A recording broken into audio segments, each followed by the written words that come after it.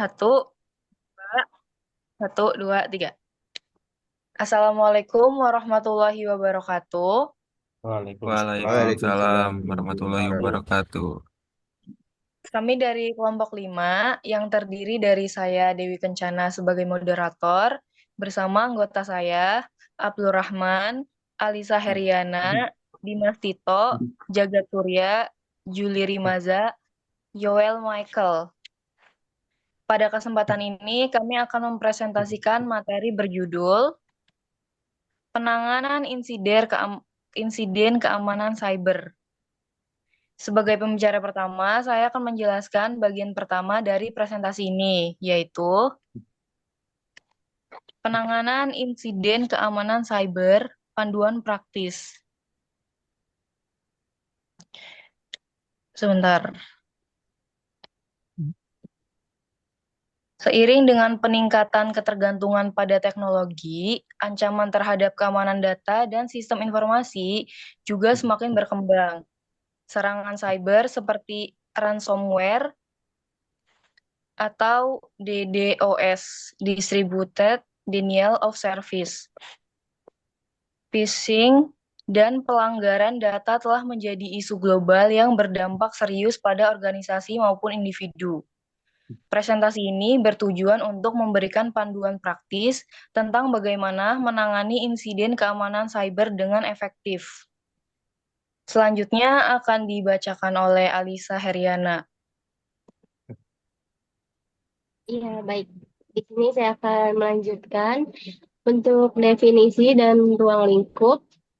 Apa itu insiden? Insiden keamanan cyber mengacu pada setiap aktivitas atau kejadian yang dapat mengancam kerahasiaan, integritas, atau ketersediaan sistem informasi dan data. Ini mencakup berbagai bentuk ancaman seperti serangan malware, pelanggaran data, serangan DDoS, dan phishing. Untuk ruang lingkup itu insiden keamanan cyber dapat terjadi di berbagai area teknologi informasi, termasuk perangkat, infrastruktur, aplikasi, dan sistem data, jaringan, dan infrastruktur cloud. Untuk contoh insiden keamanan cyber yaitu serangan ransomware pada pusat data nasional sementara yang terjadi pada Juli 2024, Badan Cyber dan Sandi Negara atau BSSN Indonesia mengidentifikasi serangan ransomware yang menargetkan pusat data nasional sementara. Serangan ini menyebabkan data terenkripsi dan layanan terganggu. Untuk contoh yang kedua, yaitu kebocoran data NPWP atau nomor wajib pajak yang terjadi pada tahun 2024, dilaporkan bahwa sekitar 6 juta data NPWP bocor, menimbulkan kekhawatiran tentang pengelolaan data pribadi dan tanggung jawab pengelola data. Untuk selanjutnya akan dilanjutkan oleh teman saya.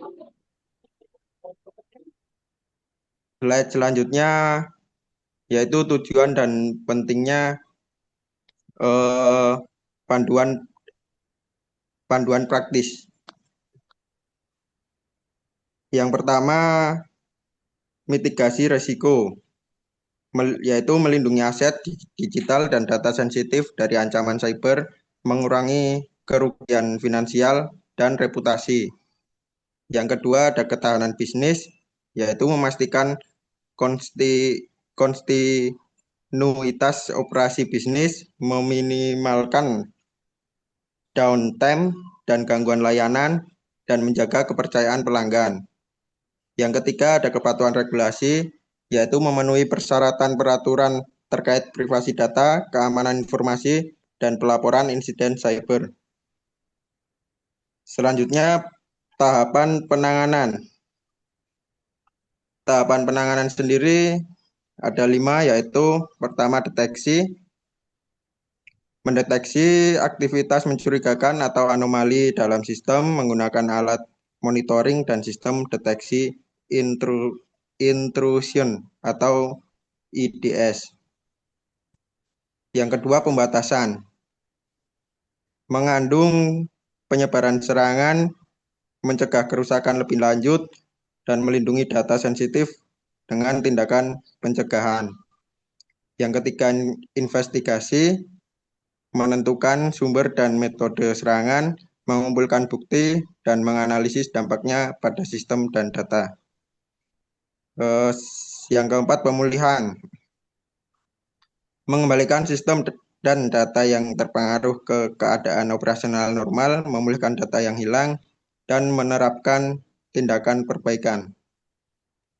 Yang terakhir, pembelajaran, menganalisis kejadian, mengevaluasi efektivitas respon, dan menerapkan tindakan pencegahan untuk mencegah insiden serupa di masa depan. Slide selanjutnya akan dilanjut oleh Jagat Surya. Silahkan Mas Jagat.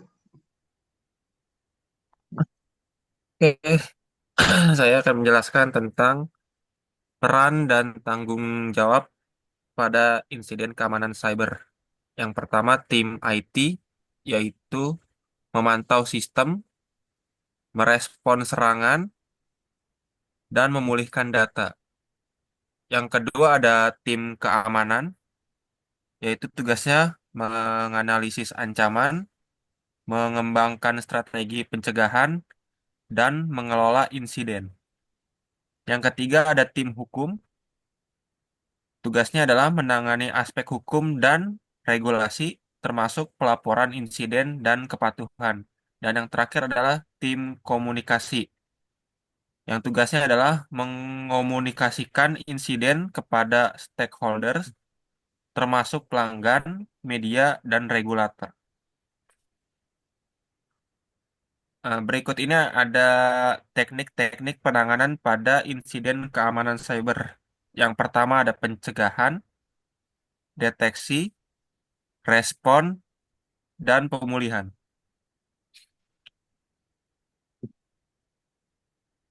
Pencegahan. Langkah pencegahan yang dapat dilakukan antara lain pelatihan kesadaran keamanan, yaitu memberikan pelatihan kepada karyawan tentang ancaman cyber dan praktik terbaik untuk menghindarinya, seperti mengenali email, phishing, dan teknik rekayasa sosial.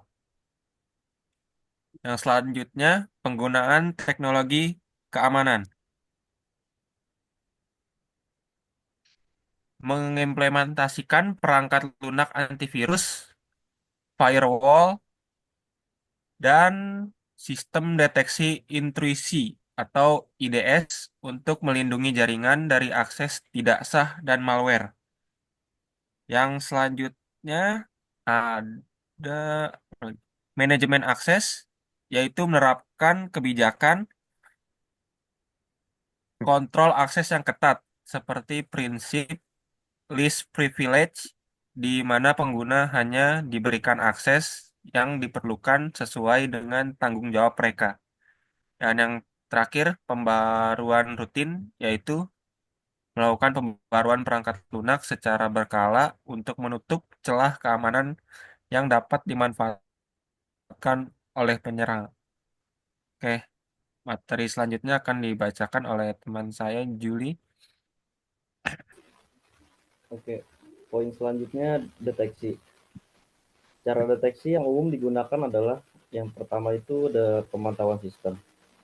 Menggunakan alat seperti Security Information and Event Management dan IDS untuk memantau lalu lintas jaringan dan mendeteksi perilaku abnormal.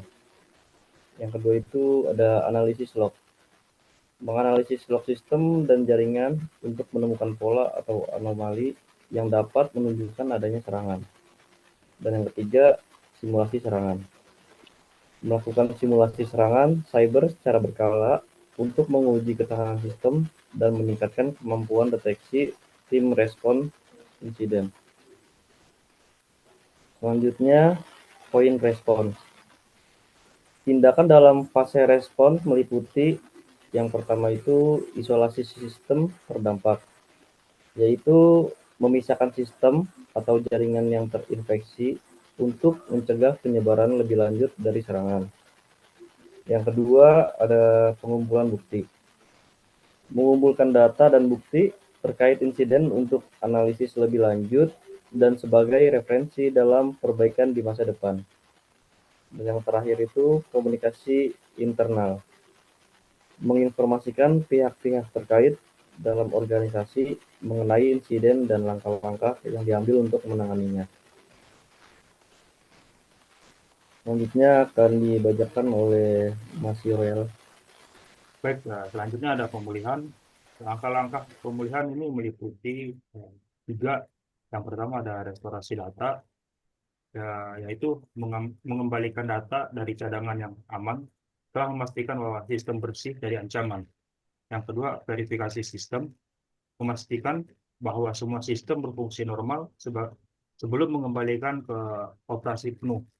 Yang ketiga ada evaluasi pasca insiden. Ini melakukan analisis menyeluruh tentang penyebab insiden dan dampaknya, serta memperbarui kebijakan keamanan berdasarkan temuan tersebut untuk mencegah kejadian serupa di masa depan. Selanjutnya ada studi kasus serangan ransomware. Di sini ada 3 poin. Yang pertama ada serangan. Ransomware menginfeksi sistem, mengunci data, dan meminta tebusan. Poin yang kedua ada respon. Tim IT mengisolasi sistem yang terinfeksi, memulihkan data dari backup, dan menghubungi penegak hukum.